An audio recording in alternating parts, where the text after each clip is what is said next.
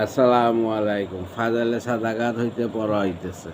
যদি কোনো ব্যক্তি তার ঘরে পায়খানা রাখিয়া দেয়, যেহেতু তা অত্যন্ত গুরুত্বপূর্ণ প্রয়োজনীয় জিনিস, বড় কষ্টে হাসিল হইয়াছে, তবে ঘর দুর্গন্ধে ভরিয়া যাইবে, মস্তিষ্ক খারাপ হইয়া যাবে, বিভিন্ন রোগ পয়দা হবে, ধন সম্পদের অবস্থাও তদ্রূপ। প্রয়োজন এত বেশি যে যদি কয়েকদিন কিছু না থাকে, তবে উহার জন্য সর্বপ্রকার চেষ্টা করিতে হয়।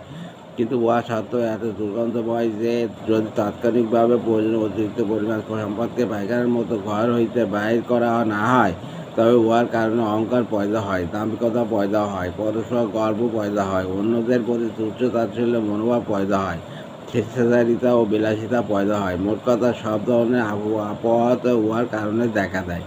এই জন্য হুজুর সাল্লাহ সাল্লাম তার বংশধরদের জন্য দোয়া করিয়াছেন, অর্থাৎ এ আল্লাহ, মোহাম্মদ সাল্লাহ সাল্লামের সন্তানদেরকে প্রয়োজন পরিমাণ রিজিক দান করো, অর্থাৎ প্রয়োজনের অতিরিক্ত কখনো দিও না, যার ফলে ফিতনা ফাসাদ দেখা দেয়।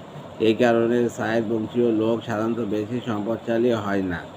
এক দুইজনের সম্পদশালী হওয়া উক্ত দোয়ার পরিপন্থী নয়, কেননা অধিকাংশ অধিক সম্পদশালী নয়। আল্লাহ তাআলা যদি নিজের দয়া ও মেহেরবানি দ্বারা দুনিয়ার নাপাক পবিত্র রূপকে এই নাপাক অধমের উপরও প্রকাশ করিয়া দেন, তবে কত না স্বাদের জীবন লাভ হইবে।